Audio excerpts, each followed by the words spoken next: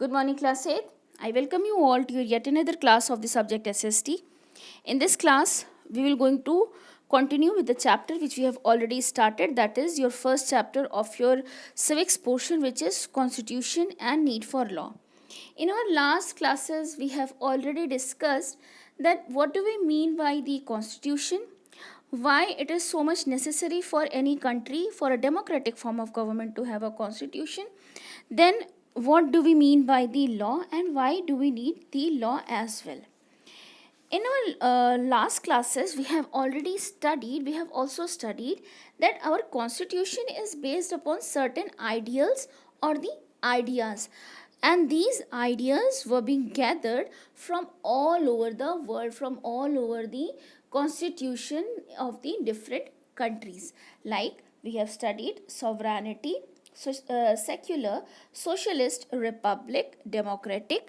These were the certain ideals on which our constitution is based upon. Today we will going to start up with the new topic, that is fundamental rights.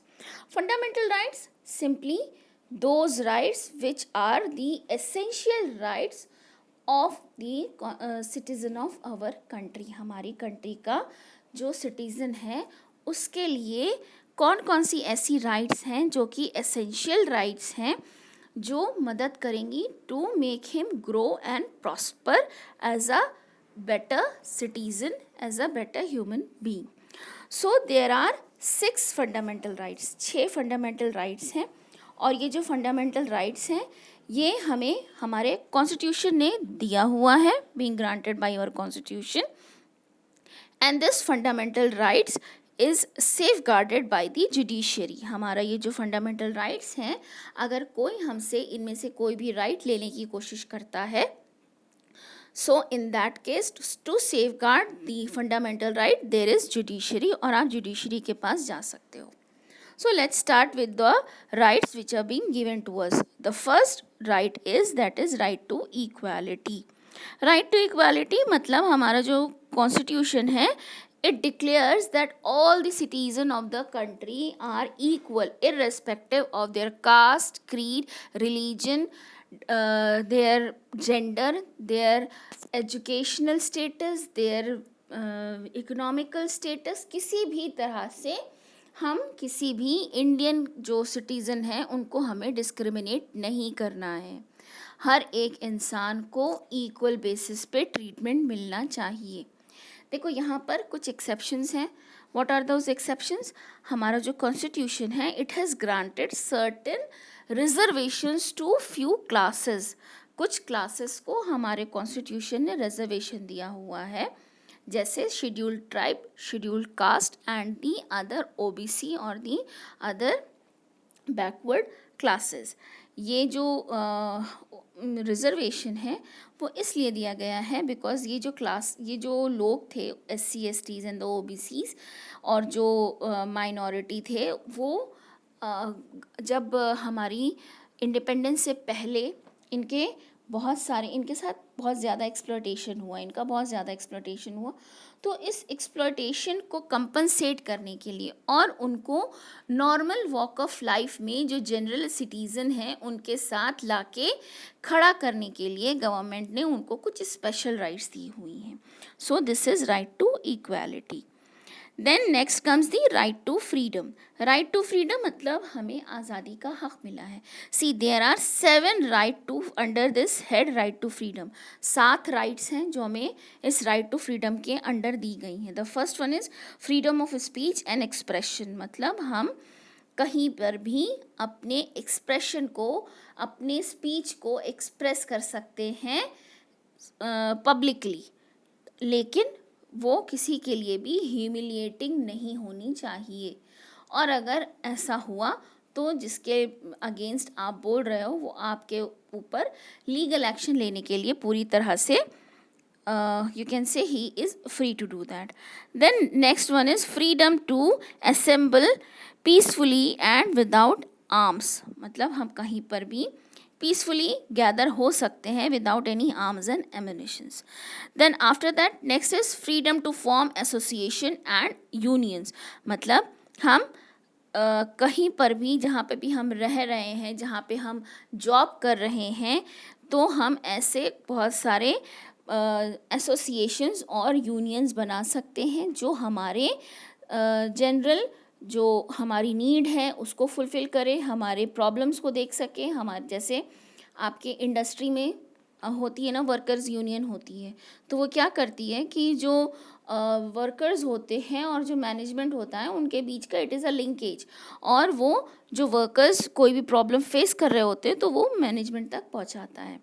Then next one is freedom to reside और settle in any part of the country. सीधी सी बात है कि आप India में कहीं पर भी किसी भी स्टेट में किसी भी सिटी में अपनी प्रॉपर्टी आप ख़रीद सकते हो और वहाँ पे आप रह सकते हो। Then next one is freedom to move freely throughout the territory of India. मतलब आपको कहीं पर भी इंडिया की जो टेरिटरीज है, इंडिया की जो टेरिटरी है उसके अंदर आपको जाने के लिए कहीं पे भी किसी भी तरह का आपके ऊपर कोई प्रोहिबिशन नहीं लगाया जाएगा। Then after that comes the freedom to practise any profession and carry on any occupation, trade और बिजनेस। देखो ये क्या है, ये कह रहा है कि आप किसी भी तरह के ट्रेड और बिजनेस या ऑक्यूपेशन को कैरी ऑन कर सकते हो। ये जो राइट है फ्रीडम में हमको इसलिए दी गई है क्योंकि आप जब पोस्ट इंडिपेंडेंस जाते हो या आप जब वैदिक एरा को पढ़ते हो तो उसमें जो लोग थे उनके जो उनका जो क्लास था वो उनका क्लास डिटरमाइन होता था उनकी जॉब से। वो जो जॉब करते थे उसी से उनका क्लास डिटरमाइन होता था। और धीरे धीरे जब ये वैदिक पीरियड में, आप लेटर वैदिक पीरियड में देखते हो कि ये जो डिटर्मिनेशन ऑफ क्लास था ये फिर कास्ट बन गया, एक रिजिड सिस्टम बन गया। But the constitution what does it says कि अगर आप, अच्छा ये जो कास्ट सिस्टम था इसमें था कि जो ब्राह्मण है वो पढ़ाएगा, जो क्षत्रिय है he will going to have only safeguard the country, and the Vaishya he will going to do the business only.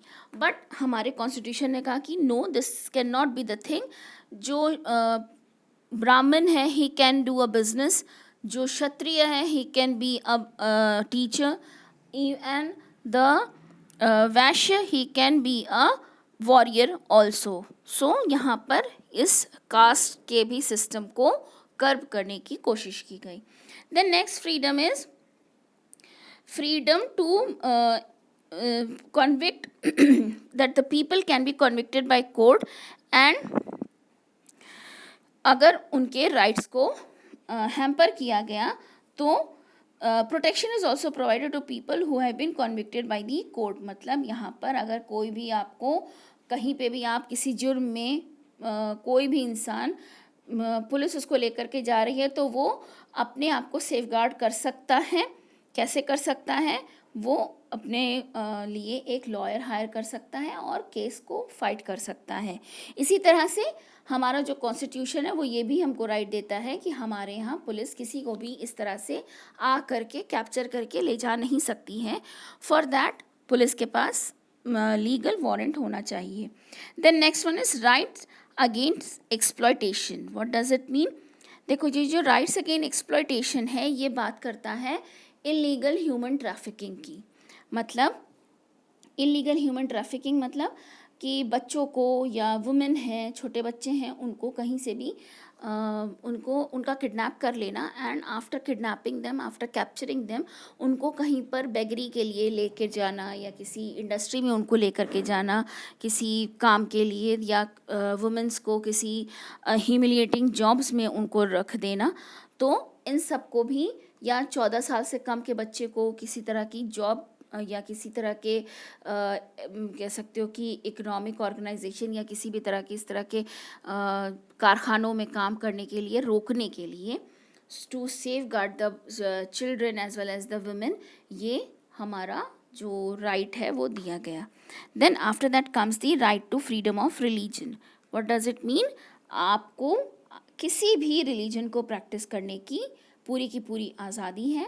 You can practice, you can flourish the religion, लेकिन it should not hamper the right of other people और other religion.